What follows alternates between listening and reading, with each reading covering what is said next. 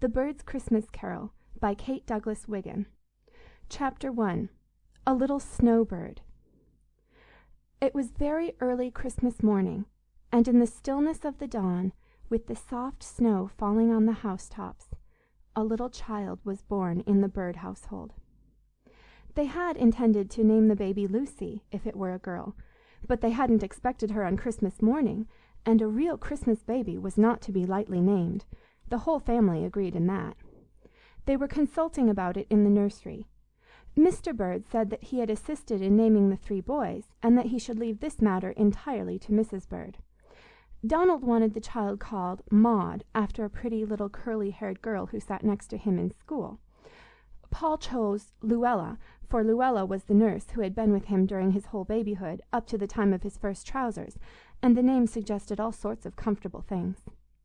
Uncle Jack said that the first girl should always be named for her mother, no matter how hideous the name happened to be. Grandma said that she would prefer not to take part in the discussion, and everybody suddenly remembered that Mrs. Bird had thought of naming the baby Lucy for Grandma herself, and while it would be indelicate for her to favor that name, it would be against human nature for her to suggest any other, under the circumstances. Hugh, the hitherto baby, if that is a possible term, sat in one corner and said nothing, but felt in some mysterious way that his nose was out of joint, for there was a newer baby now, a possibility he had never taken into consideration, and the first girl too, a still higher development of treason, which made him actually green with jealousy. But it was too profound a subject to be settled then and there on the spot. Besides, Mamma had not been asked, and everybody felt it rather absurd, after all, to forestall a decree that was certain to be absolutely wise, just, and perfect. The reason that the subject had been brought up at all so early in the day lay in the fact that Mrs. Bird never allowed her babies to go overnight unnamed. She was a person of so great decision of character that she would have blushed at such a thing. She said that to let blessed babies go dangling and dawdling about without names for months and months was enough to ruin them for life. She also said that if one could not make up one's mind in 24 hours, it was a sign that... But I will not repeat the rest, as it might prejudice you against the most charming woman in the world. So Donald took his new velocipede and went out to ride up and down the stone pavement and notch the shins of innocent people as they passed by, while Paul spun his musical top on the front steps. But Hugh refused to leave the scene of action. He seated himself on the top stair in the hall, banged his head against the railing a few times, just by way of uncorking the vials of his wrath, and then subsided into gloomy silence, waiting to declare war if more first girl babies were thrust upon a family already surfeited with that unnecessary article. Meanwhile, dear Mrs. Bird lay in her room, weak but safe and happy, with her sweet girl baby by her side, and the heaven of motherhood opening before her. Nurse was making gruel in the kitchen, and the room was dim and quiet. There was a cheerful open fire in the grate, but though the shutters were closed, the side windows that looked out on the Church of Our Saviour next door were wide open. Suddenly a sound of music poured out into the bright air and drifted into the chamber. It was the boy choir singing Christmas anthems. Higher and higher rose the clear, fresh voices, full of hope and cheer, as children's voices always are. Fuller and fuller grew the burst of melody as one glad strain fell upon another in joyful harmony. Carol, brothers, carol, carol joyfully, carol the good tidings, carol merrily, and pray a gladsome Christmas for all your fellow men. Carol, brothers, carol, Christmas Day again. One verse followed another, always with the same glad refrain. And pray a gladsome Christmas for all your fellow men. Carol, brothers, carol, Christmas Day again. Mrs. Bird thought, as the music floated in upon her gentle sleep, that she had slipped into heaven with her new baby, and that the angels were bidding them welcome. But the tiny bundle by her side stirred a little, and though it was scarcely more than the ruffling of a feather, she awoke, for the mother ear is so close to the heart that it can hear the faintest whisper of a child. She opened her eyes and drew the baby closer. It looked like a rose dipped in milk, she thought, this pink and white blossom of girlhood, or like a pink cherub with its halo of pale yellow hair, finer than floss silk. "Carol, brothers, carol, carol joyfully, carol the good tidings, carol merrily." The voices were brimming over with joy. "Why, my baby," whispered Mrs. Bird in soft surprise. "I'd forgotten what day it was. You are a little Christmas child, and we will name you Carol, Mother's little Christmas Carol." "What?" said Mr. Bird, coming in softly and closing the door behind him. "Why, Donald, don't you think Carol is a sweet name for a Christmas baby? It came to me just a moment ago in the singing, as I was lying here half asleep and half awake."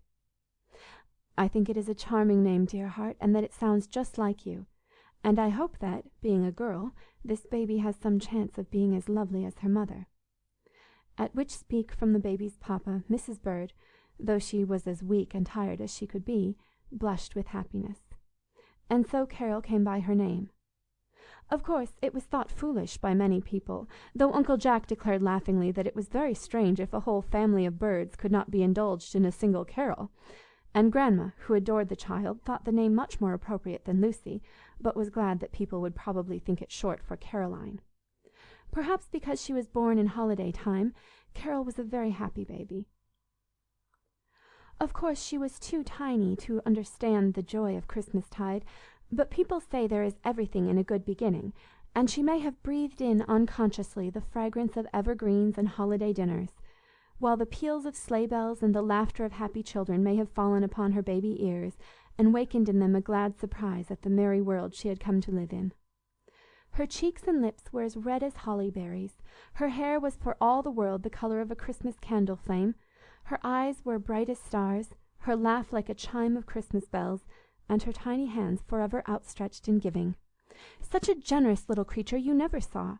A spoonful of bread and milk had always to be taken by Mamma or Nurse before Carol could enjoy her supper, and whatever bit of cake or sweetmeat found its way into her pretty fingers, it was straightway broken in half and shared with Donald, Paul, or Hugh.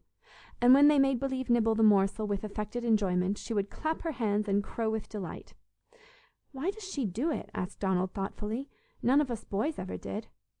"I hardly know," said Mamma, catching her darling to her heart, "except that she is a little Christmas child, and so she has a tiny share of the blessedest birthday the world ever saw." End of chapter 1.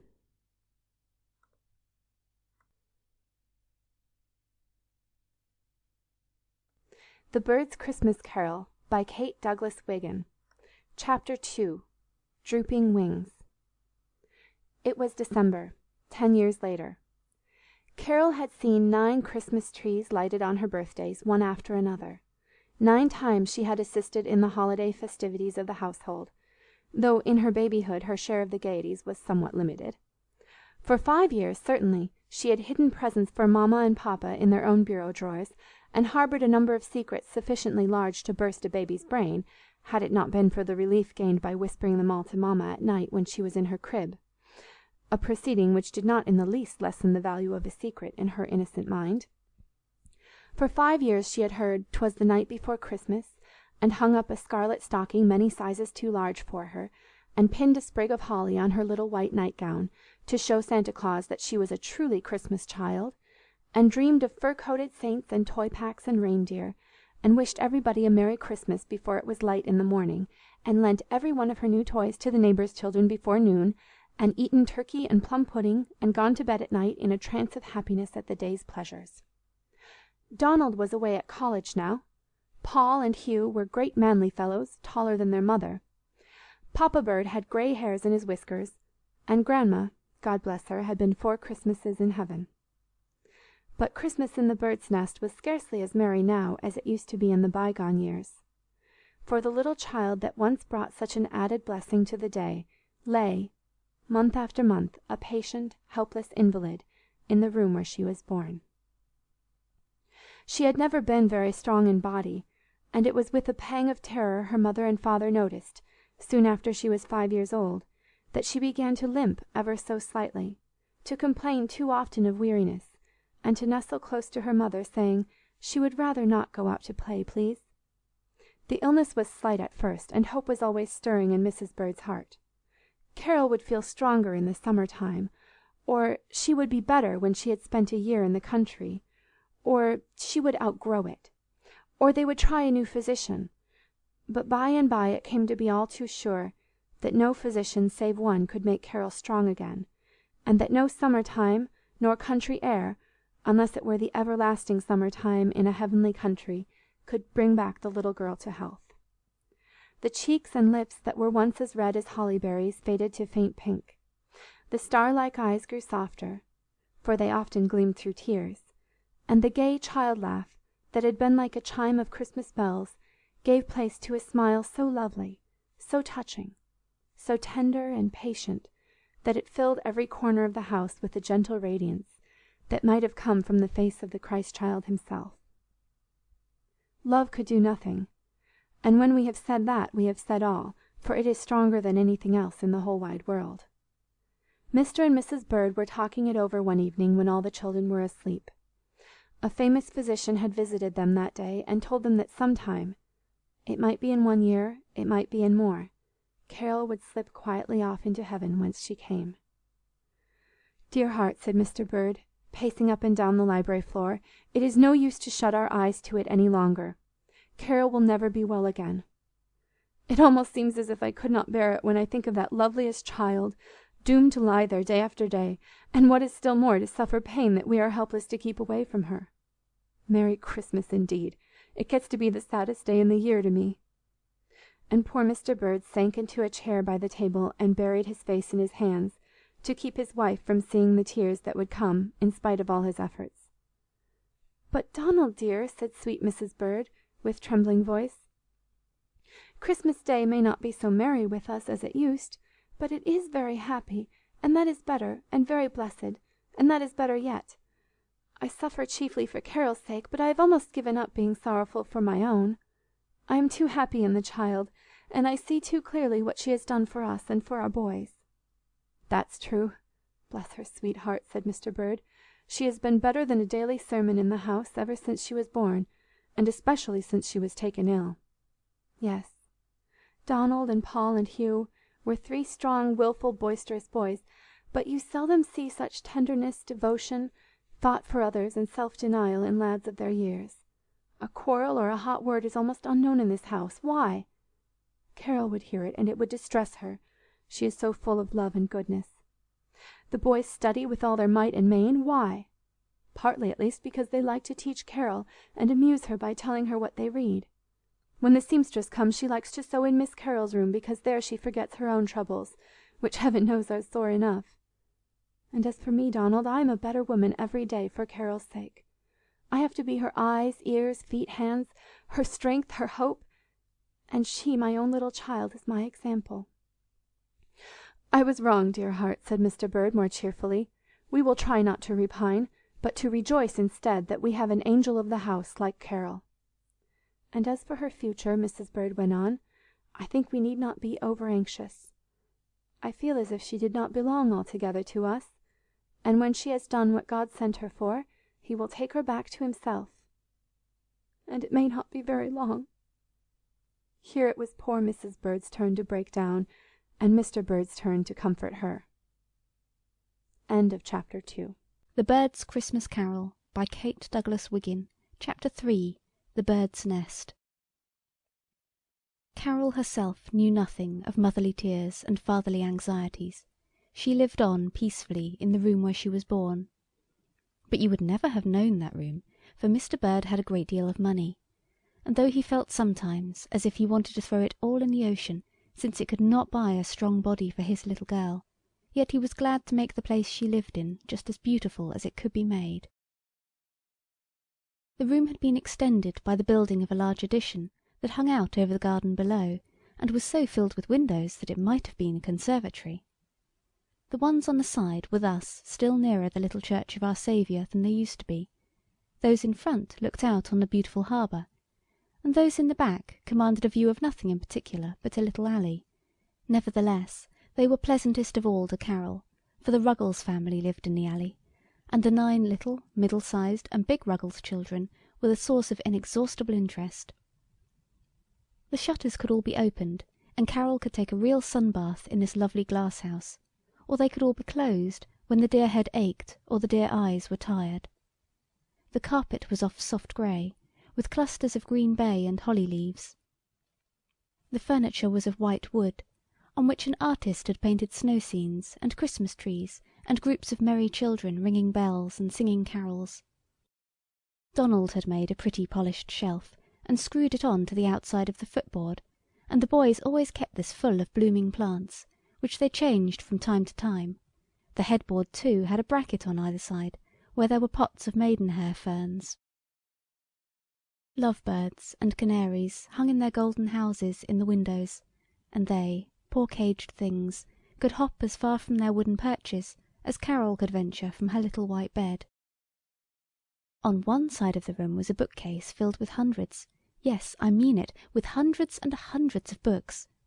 Books with gay-coloured pictures, books without, books with black and white outline sketches, books with none at all, books with verses, books with stories, books that made children laugh, and some that made them cry, books with words of one syllable for tiny boys and girls, and books with words of fearful length to puzzle wise ones.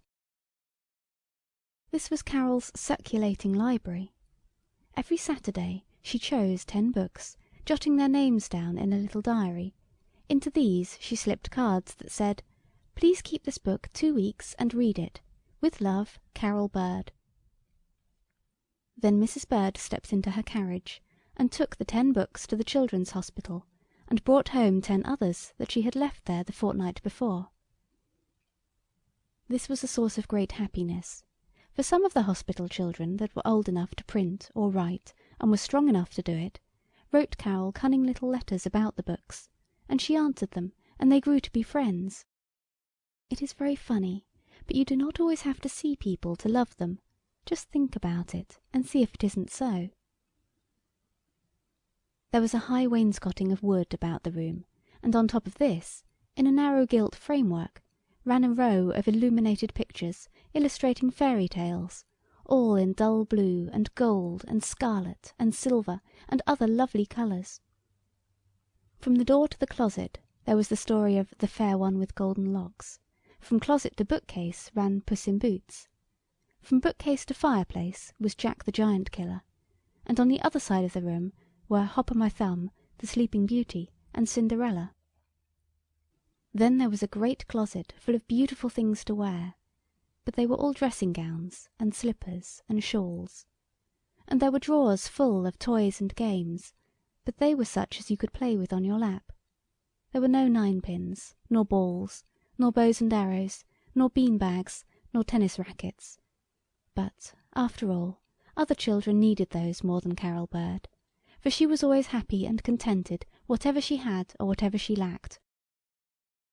And after the room had been made so lovely for her, on her 8th Christmas she always called herself, in fun, a bird of paradise. On these particular December days she was happier than usual, for Uncle Jack was coming from Europe to spend the holidays. Dear, funny, jolly, loving, wise Uncle Jack, who came every 2 or 3 years, and brought so much joy with him that the world looked as black as a thundercloud for a week after he went away again. The mail had brought this letter. London, November 28th, 1880-something. Wish you Merry Christmas, you dearest birdlings in America. Preen your feathers, and stretch the bird's nest a little, if you please, and let Uncle Jack in for the holidays. I am coming with such a trunk of treasures that you'll have to borrow the stockings of Barnum's giant and giantess. I am coming to squeeze a certain little ladybird until she cries for mercy. I am coming to see if I can find a boy to take care of a little black pony I bought lately. It's the strangest thing I ever knew. I've hunted all over Europe, and can't find a boy to suit me.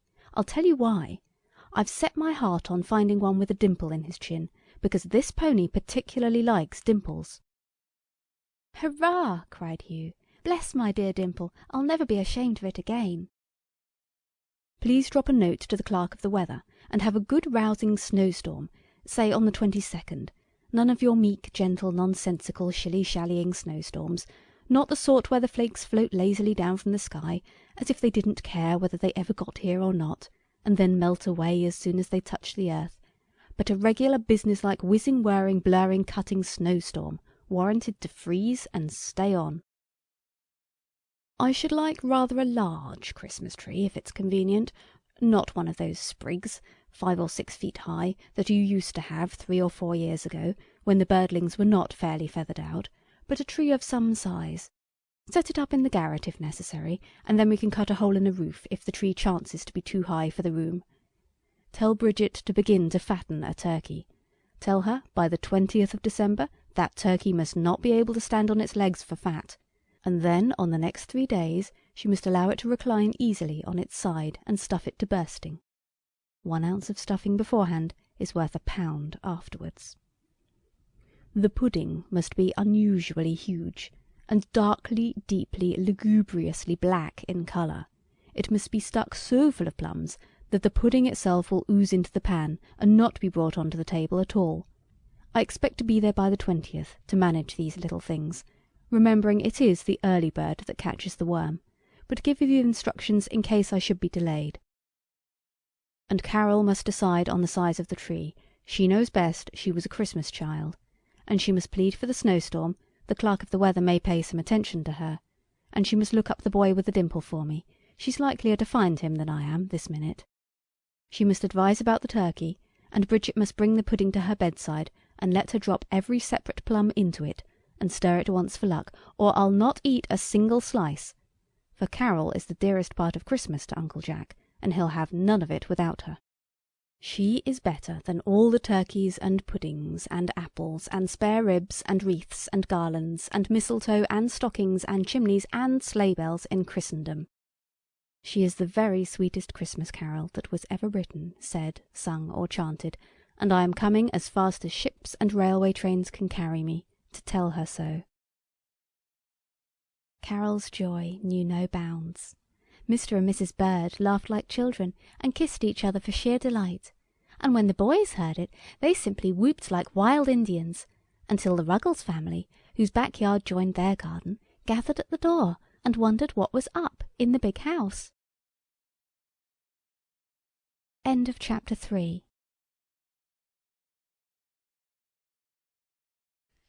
The Bird's Christmas Carol by Kate Douglas Wiggin. Chapter 4. Birds of a Feather Flock Together. Uncle Jack did really come on the 20th. He was not detained by business, nor did he get left behind nor snowed up, as frequently happens in stories, and in real life, too, I am afraid. The snowstorm came also, and the turkey nearly died a natural and premature death from overeating. Donald came too, Donald with a line of down upon his upper lip, and Greek and Latin on his tongue, and stores of knowledge in his handsome head, and stories, bless me, you couldn't turn over a chip without reminding Donald of something that happened at college. One or the other was always at Carol's bedside, for they fancied her paler than she used to be, and they could not bear her out of sight. It was Uncle Jack, though, who sat beside her in the winter twilights. The room was quiet and almost dark save for the snow light outside, and the flickering flame of the fire that danced over the sleeping beauty's face and touched the fair one's golden locks with ruddier glory. Carol's hand, all too thin and white these latter days, lay close clasped in Uncle Jack's, and they talked together quietly of many, many things. "I want to tell you all about my plans for Christmas this year, Uncle Jack," said Carol on the first morning of his visit, "because it will be the loveliest one I ever had. The boys laugh at me for caring so much about it, but it isn't altogether because it is Christmas, nor because it is my birthday. But long, long ago, when I first began to be ill, I used to think, first thing when I wake on Christmas morning, 'Today is Christ's birthday, and mine.' I did not put the words close together, because that made it seem too bold, but I first thought, 'Christ's birthday,' and then in a minute, softly to myself, 'and mine.' Christ's birthday and mine. And so I do not quite feel about Christmas as other girls do. Mamma says she supposes that ever so many other children have been born on that day. I often wonder where they are, Uncle Jack, and whether it is a dear thought to them too, or whether I am so much in bed and so often alone that it means more to me. Oh, I do hope that none of them are poor or cold or hungry, and I wish they were all as happy as I, because they are my little brothers and sisters. Now, Uncle Jack dear, I am going to try and make somebody happy every single Christmas that I live, and this year it is to be the Ruggleses in the rear." "That large and interesting brood of children in the little house at the end of the back garden?" "Yes. Isn't it nice to see so many together? We ought to call them the Ruggles children, of course, but Donald began talking of them as the Ruggleses in the rear, and Papa and Mama took it up, and now we cannot seem to help it. The house was built for Mr. Carter's coachman, but Mr. Carter lives in Europe, and the gentleman who rents his place doesn't care what happens to it, and so this poor Irish family came to live there. When they first moved in, I used to sit in my window and watch them play in their back yard. They are so strong and jolly and good-natured. And then one day I had a terrible headache, and Donald asked them if they would please not scream quite so loud, and they explained that they were having a game of circus, but they would change and play deaf and dumb school all the afternoon." "Ha, ha, ha!" laughed Uncle Jack. "What an obliging family, to be sure!" "Yes, we all thought it very funny, and I smiled at them from the window when I was well enough to be up again. Now Sarah Maud comes to her door when the children come home from school, and if Mama nods her head yes, that means Carol is very well, and then you ought to hear the little Ruggleses yell. I believe they try to see how much noise they can make. But if Mama shakes her head no, they always play at quiet games.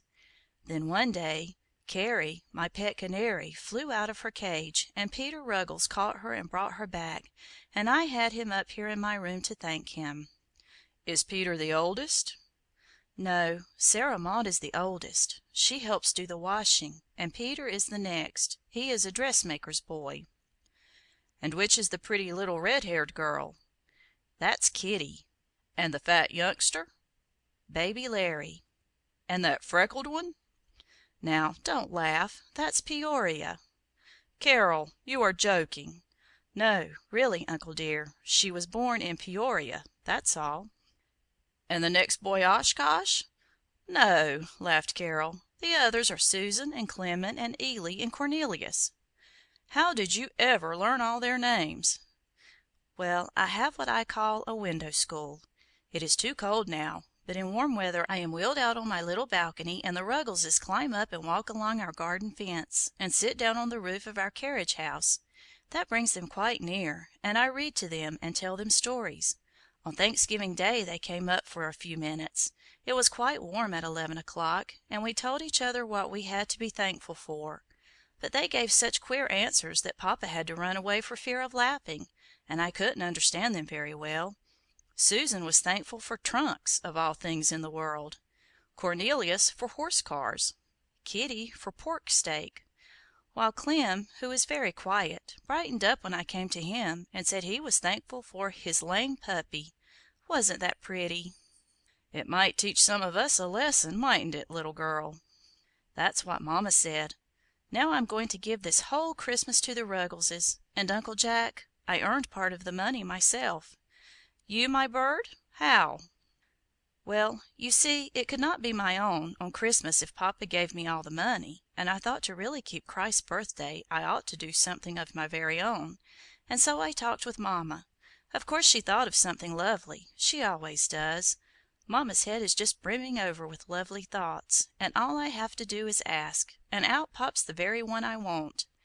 This thought was to let her write down, just as I told her, a description of how a little girl lived in her own room 3 years, and what she did to amuse herself, and she sent it to a magazine and got $25 for it. Just think!" "Well, well!" cried Uncle Jack. "My little girl a real author! And what are you going to do with this wonderful own money of yours?" "I shall give the 9 Ruggleses a grand Christmas dinner, here in this very room. That will be Papa's contribution, and afterwards a beautiful Christmas tree, fairly blooming with presents. That will be my part, for I have another way of adding to my $25, so that I can buy everything I like. I should like it very much if you would sit at the head of the table, Uncle Jack, for nobody could ever be frightened of you, you dearest, dearest, dearest thing that ever was. Mamma is going to help us, but Papa and the boys are going to eat together downstairs for fear of making the little Ruggleses shy. And after we've had a merry time with the tree, we can open my window and all listen together to the music at the evening church service, if it comes before the children go.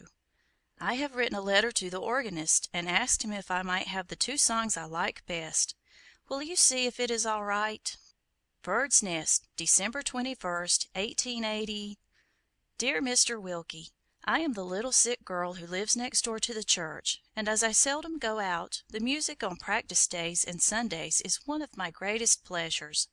I want to know if you can let the boys sing Carol, Brothers, Carol on Christmas night, and if the one who sings My Ain Country so beautifully may please sing that too. I think it is the loveliest song in the world, but it always makes me cry. Doesn't it you? If it isn't too much trouble, I hope they can sing them both quite early, as after 10 o'clock I may be asleep. Yours respectfully, Carol Bird. P.S. The reason I like Carol, Brothers, Carol is because the choir boys sang it 11 years ago, the morning I was born, and put it into Mama's head to call me Carol. She didn't remember then that my other name would be Bird, because she was half asleep and couldn't think of but one thing at a time. Donald says if I had been born on the 4th of July, they would have named me Independence, or if on the 22nd of February, Georgina, or even Cherry, like Cherry in Martin Chuzzlewit. But I like my own name and birthday best. Yours truly, Carol Bird. Uncle Jack thought the letter quite right, and did not even smile at her telling the organist so many family items. The day flew by, as they always fly in holiday time, and it was Christmas Eve before anybody knew it. The family festival was quiet and very pleasant, but quite swallowed up in the grand preparations for next day. Carol and Elfrida, her pretty German nurse, had ransacked books and introduced so many plans and plays and customs and merry-makings from Germany and Holland and England and a dozen other places that you would scarcely have known how or where you were keeping Christmas. The dog and the cat had enjoyed their celebration under Carol's direction. Each had a tiny table with a lighted candle in the center, and a bit of bologna sausage placed very near it, and everybody laughed till the tears stood in their eyes to see Villikins and Dinah struggle to nibble the sausages, and at the same time evade the candle flame. Villikins barked and sniffed and howled in impatience, and after many vain attempts succeeded in dragging off the prize, though he singed his nose in doing it. Dinah, meanwhile, watched him placidly, her delicate nostrils quivering with expectation, and, after all excitement had subsided, walked with dignity to the table, her beautiful gray satin tail sweeping behind her, and calmly putting up one velvet paw, drew the sausage gently down, and walked out of the room without turning a hair, so to speak. Elfrida had scattered handfuls of seeds over the snow in the garden, that the wild birds might have a comfortable breakfast next morning, and had stuffed bundles of dried grasses in the fireplaces, so that the reindeer of Santa Claus could refresh themselves after their long gallops across country. This was really only done for fun, but it pleased Carol. And when, after dinner, the whole family had gone to church to see the Christmas decorations, Carol limped wearily out on her little crutches, and with Elfrida's help placed all the family boots in a row in the upper hall. That was to keep their dear ones from quarreling all through the year. There were Papa's stout top boots, Mamma's pretty button shoes next, then Uncle Jack's, Donald's, Paul's, and Hugh's, and at the end of the line her own little white worsted slippers. Last and sweetest of all, like the little children in Austria, she put a lighted candle in her window to guide the dear Christ-child, lest he should stumble in the dark night as he passed up the deserted street. This done, she dropped into bed, a rather tired but very happy Christmas fairy. End of Chapter 4.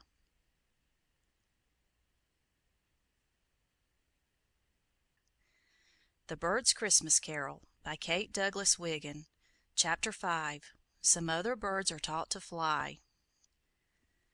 Before the earliest Ruggles could wait and toot his 5-cent tin horn, Mrs. Ruggles was up and stirring about the house, for it was a gala day in the family. Gala day! I should think so. Were not her 9 children invited to a dinner party at the great house, and weren't they going to sit down free and equal with the mightiest in the land? She had been preparing for this grand occasion ever since the receipt of the invitation, which, by the way, had been speedily enshrined in an old photograph frame and hung under the looking-glass in the most prominent place in the kitchen, where it stared the occasional visitor directly in the eye, and made him pale with envy. Bird's Nest, December 17th, 1880. Dear Mrs. Ruggles, I am going to have a dinner party on Christmas Day, and would like to have all your children come. I want them every one, please, from Sarah Maud to baby Larry. Mama says dinner will be at 5:30, and the Christmas tree at 7, so you may expect them home at 9 o'clock. Wishing you a Merry Christmas and a Happy New Year. I am, yours truly, Carol Bird. Breakfast was on the table promptly at 7 o'clock, and there was very little of it, too, for it was an excellent day for short rations, though Mrs. Ruggles heaved a sigh as she reflected that even the boys, with their india-rubber stomachs, would be just as hungry the day after the dinner party as if they had never had any at all. As soon as the scanty meal was over, she announced the plan of the campaign. "Now, Susan, you and Kitty wash up the dishes, and Peter, can't you spread up the beds, so I can get ter cuttin' out Larry's new suit? I ain't satisfied with his clothes, and I thought in the night of a way to make him a dress out of my old plaid shawl, kind of Scotch style, yer know. You boys clear out from underfoot. Clem, you and Con hop into bed with Larry while I wash your underflannins. 'Twon't take long to dry 'em. Sarah Maud, I think 'twould be perfectly handsome if you ripped them brass buttons off your uncle's policeman's coat and sewed 'em in a row up the front o' your green skirt. Susan, you must iron out yours and Kitty's aprons. And there, I can mighty near forgettin' Peory's stockin's. I counted the whole lot last night when I was washin' of 'em, and there ain't but 19. Anyhow, you're fix 'em, and no 9 pairs mates nohow, and I ain't goin' ter have my children wearin' odd stockin's to a dinner comp'ny, brought up as I was. Ely, can't you run out and ask Miss Cullen ter lend me a pair o' stockin's for Peory, and tell her if she will, Peory'll give Jim half her candy when she gets home. Won't yer, Peory?" Peoria was young and greedy, and thought the remedy so much worse than the disease that she set up a deafening howl at the projected bargain, a howl so rebellious and so out of all season that her mother started in her direction with flashing eye and uplifted hand. But she let it fall suddenly, saying, "No, I won't lick your Christmas Day, if yer drive me crazy, but speak up smart, now, and say whether yer'd rather give Tim Cullen half your candy or go bare-legged ter the party." The matter being put so plainly, Peoria collected her faculties, dried her tears, and chose the lesser evil, Clem having hastened the decision by an affectionate wink. That meant he'd go halves with her on his candy. "That's a lady!" cried her mother. "Now, you young ones that ain't doin' nothin', play all yer want ter before noontime, for after ye git through eatin' at 12 o'clock, me and Sarah Maud's goin' ter give yer such a washin' and combin' and dressin' as yer never had before, and never will again, and then I'm goin' to set yer down and give you 2 solid hours' trainin' in manners, and 'twon't be no foolin' neither." "All we've got to do's go eat," grumbled Peter.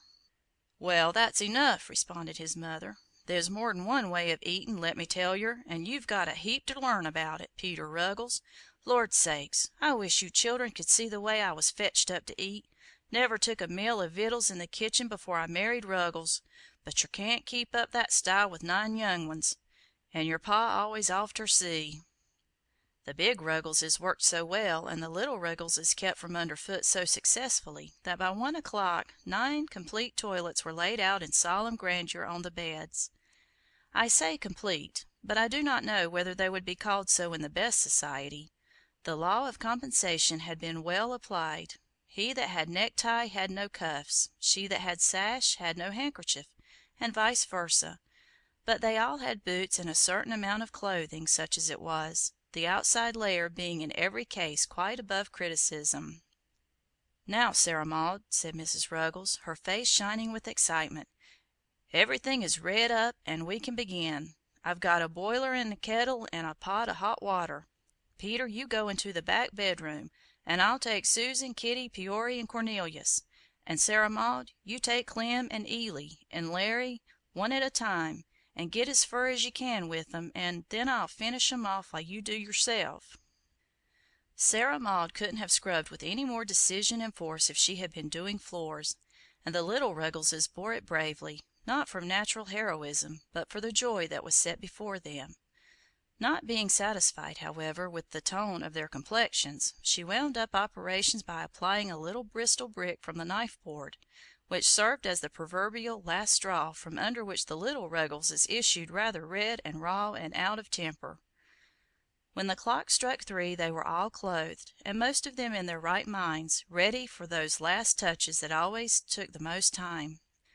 Kitty's red hair was curled in 34 ringlets, Sarah Maud's was braided in 1 pigtail, and Susan's and Ely's in 2 braids apiece, while Peoria's resisted all advances in the shape of hair oils and stuck out straight on all sides, like that of the Circassian girl of the circus, so Clem said, and he was sent into the bedroom for it too, for whence he was dragged out forgivingly by Peoria herself 5 minutes later. Then, exciting moment, came linen collars for some, and neckties and bows for others, and, eureka! The Ruggleses were dressed, and Solomon in all his glory was not arrayed like one of these. A row of seats was formed directly through the middle of the kitchen. There were not quite enough chairs for 10, since the family had rarely all wanted to sit down at once, somebody always being out or in bed, but the woodbox and the coal hod finished out the line nicely. The children took their places according to age, Sarah Maud at the head and Larry on the coal hod, and Mrs. Ruggles seated herself in front, surveying them proudly as she wiped the sweat of honest toil from her brow. "Well," she exclaimed, "if I do say so as shouldn't, I never see a cleaner, more stylish mess o' children in my life. I do wish Ruggles could look at ye for a minute. Now I've often told you what kind of family the McGrills was. I've got some reason to be proud. Your uncle is on the police force o' New York City. You can take up the newspaper most any day and see his name printed right out, James McGrill, and I can't have my children fetched up common, like some folks. When they go out they've got to have clothes and learn ter act decent. Now I want ter see how you're goin' to behave when you git there tonight. Let's start at the beginnin' and act out the whole business. Pile into the bedroom there, every last one of you, and show me how you're goin' to go into the parlor. This'll be the parlor, and I'll be Miss Bird." The youngsters hustled into the next room in high glee, and Mrs. Ruggles drew herself in her chair with an infinitely haughty and purse-proud expression that much better suited a descendant of the McGrills than modest Mrs. Bird. The bedroom was small, and there was presently ensued such a clatter that you would have thought a herd of wild cattle had broken loose. The door opened, and they straggled in, all the little ones giggling, with Sarah Maud at the head, looking as if she had been caught in the act of stealing sheep, while Larry, being last in line, seemed to think the door a sort of gate of heaven which would be shut in his face if he didn't get there in time. Accordingly he struggled ahead of his elders and disgraced himself by tumbling in head foremost. Mrs. Ruggles looked severe. "There, I knew you'd do some sech fool way. Try it again, and if Larry can't come in on 2 legs he can stay ter home." The matter began to assume a graver aspect. The little Ruggleses stopped giggling and backed into the bedroom, issuing presently with lockstep, Indian file, a scared and hunted expression in every countenance. "No, no, no!" cried Mrs. Ruggles in despair. "You look for all the world like a gang o' prisoners. There ain't no style ter that. Spread out more, can't yer, and act kind o' careless like. Nobody's goin' to kill ye." The third time brought deserved success, and the pupils took their seats in the row. "Now yer know," said Mrs. Ruggles, "there ain't enough decent hats to go round, and if there was, I dunno 's I'd let yer wear 'em, for the boys would never think to take 'em off when they got inside, but anyhow, there ain't enough good ones. Now, look me in the eye. You needn't wear no hats, none of yer, and when you git int the parlor, and they ask you for ter lay off yer hats, Sarah Maud must speak up and say it was sech a pleasant evenin' and sech a short walk that you left yer hats to home to save trouble. Now can you remember?" All the little Ruggleses shouted, "Yes, marm," in chorus. "What have you got ter do with it?" demanded their mother. "Did I tell you to say it? Wasn't I talkin' to Sarah Maud?" The little Ruggleses hung their diminished heads. "Yes, marm," they piped more feebly. "Now git up, all o' ye, an' try it. Speak up, Sarah Maud." Sarah Maud's tongue clove to the roof of her mouth. "Quick! Ma thought it was such a pleasant hat that we'd better leave our short walk to home," recited Sarah Maud in an agony of mental effort. This was too much for the boys. "Oh, whatever shall I do with ye?" moaned the unhappy mother. "I s'pose I've got to learn it to yer." Which she did, word for word, until Sarah Maud thought she could stand on her head and say it backwards. "Now, Cornelius, what are you goin' ter say to make yourself good comp'ny?" "Dunno," said Cornelius, turning pale. "Well, ye ain't goin' to set there like a bump on a log 'thout sayin' a word ter pay for yer vittles, air ye? Ask Mis' Bird how she's feelin' this evenin', an' if Mr. Bird's havin' a busy season, or somethin' like that. Now we'll make believe we've got ter the dinner. That won't be so hard, 'cause yer'll have somethin' to do. It's awful bothersome ter stand around an' act stylish. If they have napkins, Sarah Maud down to Peory may put 'em in their laps, an' the rest of you can tuck 'em in yer necks. Don't eat with yer fingers, don't grab no vittles off one 'nother's plates. Don't reach out for nothin', but wait till you're asked, an' if you never get asked, don't get up an' grab it. Don't spill nothin' on the tablecloth, or like's not Mis' Bird'll send yer away from the table. Now we'll try a few things ter see how they'll go. Mr. Clement, do you eat cranberry sarse?" "Bet yer life!" cried Clem, who, not having taken in the idea exactly, had mistaken this for an ordinary family question. "Clement Ruggles, do you mean to tell me you'd say that to a dinner party?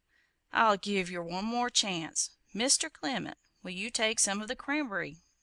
"Yes, marm, thank ye kindly, if you happen ter have any handy." "Very good indeed. Mr. Peter, do you speak for white or dark meat?" "I ain't particular as ter color. Anything that nobody else won't will suit me," answered Peter with his best air. "First rate! Nobody could speak more genteel than that. Miss Kitty, will you have hard or soft sarse with your puddin'?" "A little of both, if you please, and I'm much obliged," said Kitty with decided ease and grace, at which all the other Ruggleses pointed the finger of shame at her, and Peter grunted expressively, that their meaning might not be mistaken. "You just stop your gruntin', Peter Ruggles. That was all right. I wish I could git it inter your heads that it ain't so much what yer say as the way yer say it.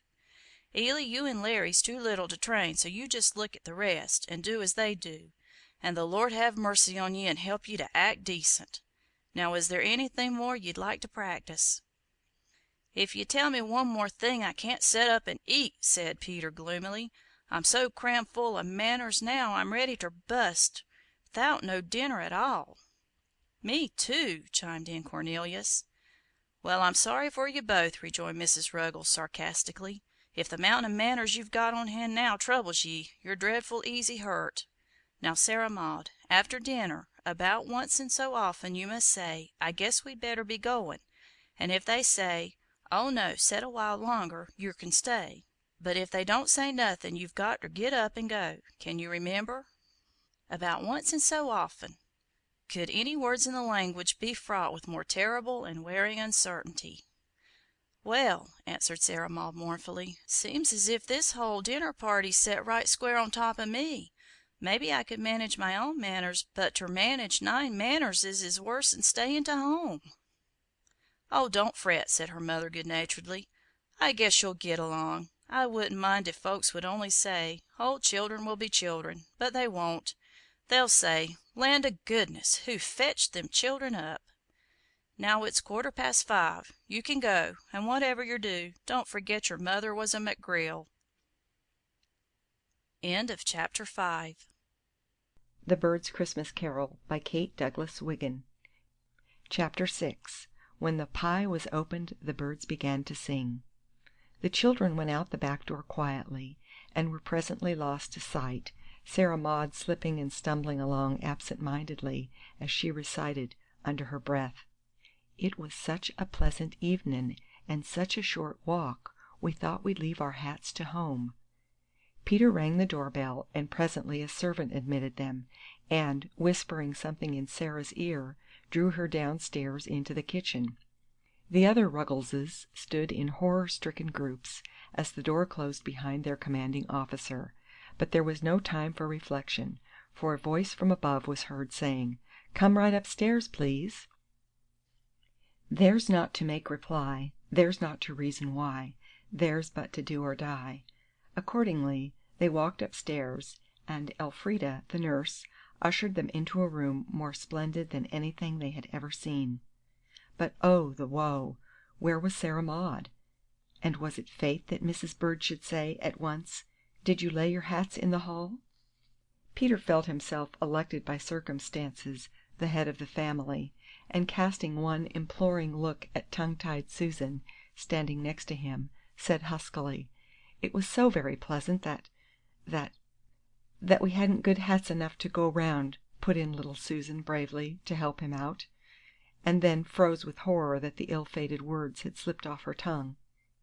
However, Mrs. Bird said pleasantly, "Of course you wouldn't wear hats such a short distance. I forgot when I asked. Now, will you come right into Miss Carol's room? She is so anxious to see you." Just then Sarah Maud came up the back stairs, so radiant with joy from her secret interview with the cook, that Peter could have pinched her with a clear conscience, and Carol gave them a joyful welcome. "But where is baby Larry?" she cried, looking over the group with searching eye. "Didn't he come?" Larry! Larry! Good gracious, where was Larry? They were all sure that he had come in with them, for Susan remembered scolding him for tripping over the doormat. Uncle Jack went into convulsions of laughter. "Are you sure there were 9 of you?" he asked merrily. "I think so, sir," said Peoria, timidly. "But anyhow, there was Larry," and she showed signs of weeping. "Oh, well, cheer up!" cried Uncle Jack. "I guess he's not lost, only mislaid.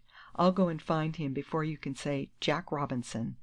"I'll go too, if you please, sir," said Sarah Maud, "for it was my place to mind him, and if he's lost I can't relish my victuals." The other Ruggleses stood rooted to the floor. Was this a dinner party, forsooth? And, if so, why were such things ever spoken of as festive occasions? Sarah Maud went out through the hall, calling, "Larry! Larry!" and without any interval of suspense a thin voice piped up from below, "Here I be!" The truth was that Larry, being deserted by his natural guardian, dropped behind the rest, and wriggled into the hat tree to wait for her, having no notion of walking unprotected into the jaws of a dinner party. Finding that she did not come, he tried to call from his refuge and call somebody, when, dark and dreadful ending to a tragic day, he found that he was too much intertwined with umbrellas and canes to move a single step. He was afraid to yell.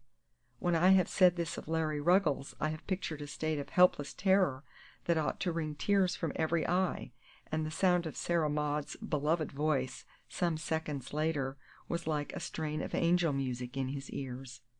Uncle Jack dried his tears, carried him upstairs, and soon had him in breathless fits of laughter, while Carol so made the other Ruggleses forget themselves that they were soon talking like accomplished diners out. Carol's bed had been moved into the farthest corner of the room, and she was lying on the outside, dressed in a wonderful soft white wrapper. Her golden hair fell in soft fluffy curls over her white forehead and neck, her cheeks flushed delicately, her eyes beamed with joy, and the children told their mother afterwards that she looked as beautiful as the pictures of the Blessed Virgin. There was great bustle behind a huge screen in another part of the room, and at 5:30 this was taken away, and the Christmas dinner table stood revealed. What a wonderful sight it was to the poor little Ruggles children, who ate their sometimes scanty meals on the kitchen table. It blazed with tall colored candles, it gleamed with glass and silver, it blushed with flowers, it groaned with good things to eat, so it was not strange that the Ruggleses, forgetting that their mother was a McGrill, shrieked in admiration of the fairy spectacle. But Larry's behavior was the most disgraceful, for he stood not upon the order of his going, but went at once for a high chair that pointed unmistakably to him, climbed up like a squirrel, gave a comprehensive look at the turkey, clapped his hands in ecstasy, rested his fat arms on the table, and cried, with joy, "I beat the whole lot of yer!" Carol laughed until she cried, giving orders meanwhile. Uncle Jack, please sit at the head, Sarah Maud at the foot, and that will leave 4 on each side. Mamma is going to help Elfrida, so that the children need not look after each other, but just have a good time." A sprig of holly lay by each plate, and nothing would do but each little Ruggles must have his seat and have it pinned on by Carol, and as each course was served one of them pleaded to take something to her. There was hurrying to and fro, I can assure you, for it is quite a difficult matter to serve a Christmas dinner on the 3rd floor of a great city house, but if every dish had had to be carried up a rope ladder, the servants would gladly have done so. There was turkey and chicken, with delicious gravy and stuffing, and there were a half-dozen vegetables with cranberry jelly and celery and pickles, and as for the way these delicacies were served, the Ruggleses never forgot it as long as they lived. Peter nudged Kitty, who sat next to him, and said, "Look, will yer, every feller's got his own particular butter. I s'pose that's to show yer can eat that much and no more. No, it ain't neither, for that pig of a Peory's just gettin' another helpin'." "Yes," whispered Kitty, "and the napkins is marked with big red letters. I wonder if that's so nobody'll nip 'em. And, oh, Peter, look at the pictures painted right on the dishes. Did yer ever? The plum is all took out of my cranberry sarse, and it's frizzed to a stiff jell," shouted Peoria, in wild excitement. "Hi-yah! I got a wishbone," sung Larry, regardless of Sarah Maud's frown, after which she asked to have his seat changed, giving as excuse that he generally sat beside her and would "feel strange," the true reason being that she desired to kick him gently under the table whenever he passed what might be termed the McGrill line. "I declare to goodness," murmured Susan on the other side, "there's so much to look at I can't scarcely eat nothin'." "Bet your life I can," said Peter, who had kept one servant busily employed ever since he sat down; for, luckily, no one was asked by Uncle Jack whether he would have a second helping, but the dishes were quietly passed under their noses, and not a single Ruggles refused anything that was offered him, even unto the 7th time. Then, when Carol and Uncle Jack perceived that more turkey was a physical impossibility, the meats were taken off and the dessert was brought in. A dessert that would have frightened a strong man after such a dinner as had preceded it. Not so the Ruggleses, for a strong man is nothing to a small boy, and they kindled to the dessert as if the turkey had been a dream and the 6 vegetables an optical delusion. There was plum pudding, mince pie, and ice cream, and there were nuts and raisins and oranges. Kitty chose ice cream, explaining that she knew it by sight but hadn't never tasted none, but all the rest took the entire variety without any regard to consequences. "My dear child," whispered Uncle Jack as he took Carol an orange, "there is no doubt about the necessity of this feast, but I do advise you after this to have them twice a year, or quarterly perhaps, for the way they eat is positively dangerous. I assure you I tremble for that terrible Peoria. I'm going to run races with her after dinner." "Never mind," laughed Carol. "Let them eat for once. It does my heart good to see them, and they shall come back oftener next year." The feast being over, the Ruggleses lay back in their chairs languidly, and the table was cleared in a trice. Then a door was opened into the next room, and there, in a corner facing Carol's bed, which had been wheeled as close as possible, stood the brilliantly lighted Christmas tree, glittering with gilded walnuts and tiny silver balloons, and wreathed with snowy chains of popcorn. The presents had been bought mostly with Carol's store money, and were selected after long consultations with Mrs. Bird. Each girl had a blue knitted hood, and each boy a red crocheted comforter, all made by Mama, Carol, and Elfrida. "Because if you buy everything, it doesn't show so much love," said Carol. Then every girl had a pretty plaid dress of a different color, and every boy a warm coat of the right size. Here the useful presents stopped, and they were quite enough, but Carol had pleaded to give them something for fun. "I know they need the clothes," she had said, when they were talking over the matter just after Thanksgiving, "but they don't care much for them after all. Now, Papa, won't you please let me go without part of my presents this year, and give me the money they would cost, to buy something to amuse them?" "You can have both," said Mr. Bird promptly. "Is there any need of my little girl's going without her Christmas, I should like to know? Spend all the money you like."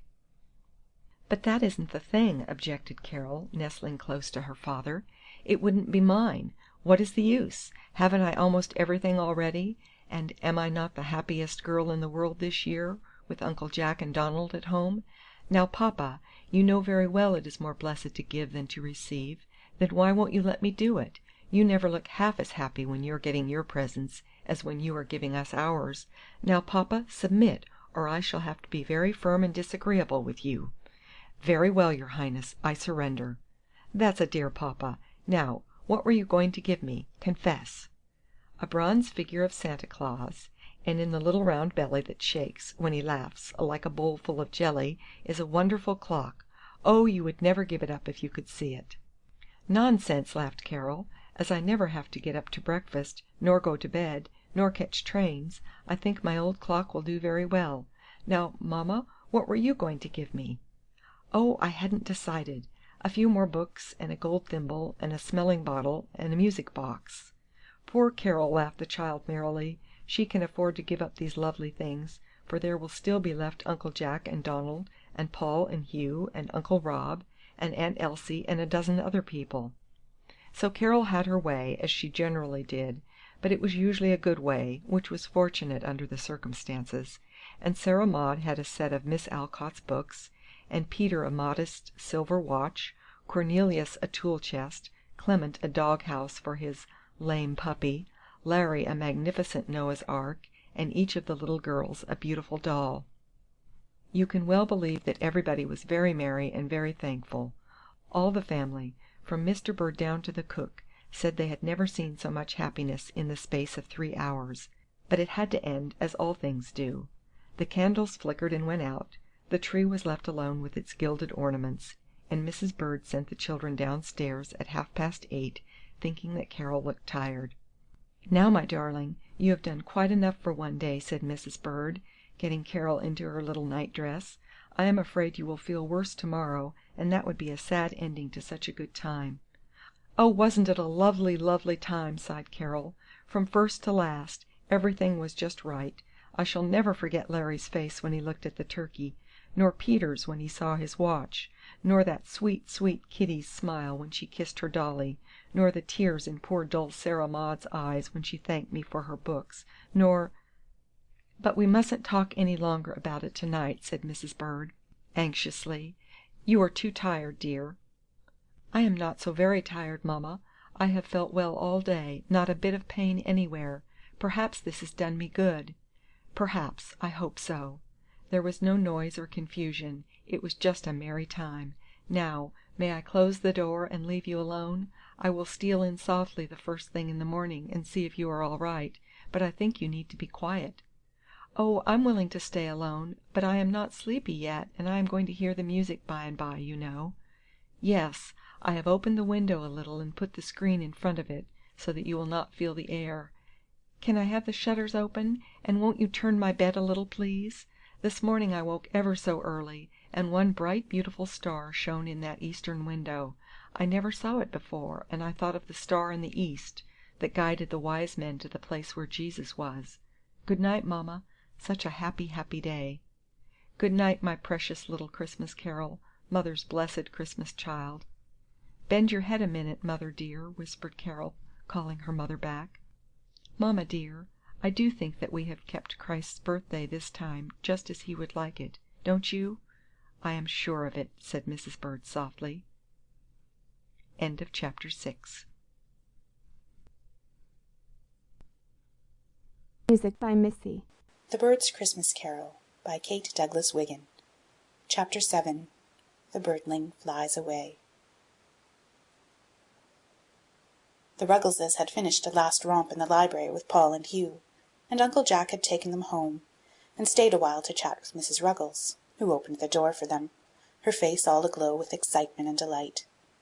When Kitty and Clem showed her the oranges and nuts they had kept for her, she astonished them by saying that at 6 o'clock Mrs. Bird had sent her in the finest dinner she had ever seen in her life, and not only that, but a piece of dress goods that must have cost $1 a yard if it cost a cent. As Uncle Jack went down the little porch, he looked back into the window for a last glimpse of the family. As the children gathered about their mother, showing their beautiful presents again and again, and then upward to a window in the great house yonder. A little child shall lead them, he thought. Well, if anything ever happens to Carol, I will take the Ruggleses under my wing. "Softly, Uncle Jack," whispered the boys as he walked into the library a little while later. "We are listening to the music in the church. They sang 'Carol, brothers, carol' a while ago, and now we think the organist is beginning to play 'My Ain Country' for Carol." "I hope she hears it," said Mrs. Bird. "But they are very late to-night, and I dare not speak to her lest she should be asleep. It is after 10 o'clock." The boy soprano, clad in white surplice, stood in the organ loft. The lamps shone full upon his crown of fair hair, and his pale face with its serious blue eyes looked paler than usual. Perhaps it was something in the tender thrill of the voice, or in the sweet words, but there were tears in many eyes, both in the church and in the great house next door. I am far from my hame, I am weary often was, for the longed for home bringen, and my father's welcome smiles, and I'll ne'er be for content until my eyne do see the garden gates of heaven in my ain country. The earth is decked with flowers, money-tinted, fresh and gay, and the birdies warble blithely, for my father made them say. But these sights and these sounds will as nothing be to me when I hear the angels singing in my ain country. Like a band to its mither, a wee birdie to its nest, I fain would be ganging now unto my father's breast, for he gathers in his arms helpless, worthless lambs like me, and carries them himself to his ain country. There were tears in many eyes, but not in Carol's. The loving heart had quietly ceased to beat, and the wee birdie in the great house had flown to its home nest. Carol had fallen asleep. But as to the song, I think perhaps, I cannot say, she heard it after all. So sad an ending to a happy day, perhaps, to those who were left, and yet Carol's mother, even in the freshness of her grief, was glad that her darling had slipped away on the loveliest day of her life, out of its glad content into everlasting peace. She was glad that she had gone as she had come, on wings of song, when all the world was brimming over with joy, glad of every grateful smile, of every joyous burst of laughter, of every loving thought and word and deed the dear last day had brought. Sadness reigned, it is true, in the little house behind the garden, and one day poor Sarah Maud, with the courage born of despair, threw on her hood and shawl, walked straight to a certain house a mile away, dashed up the marble steps and into good Dr. Bartol's office, falling at his feet as she cried, "Oh, sir, it was me and our children went to Miss Carol's last dinner party, and if we made her worse we can't never be happy again." Then the kind old gentleman took her rough hand in his, and told her to dry her tears, for neither she nor any of her flock had hastened Carol's flight. Indeed, he said that had it not been for the strong hopes and wishes that filled her tired heart, she could not have stayed long enough to keep that last merry Christmas with her dear ones. And so the old years, fraught with memories, die one after another, and the new years, bright with hopes, are born to take their places. But carol lives again in every chime of Christmas bells that peal glad tidings, and in every Christmas anthem sung by childish voices. End of chapter 7.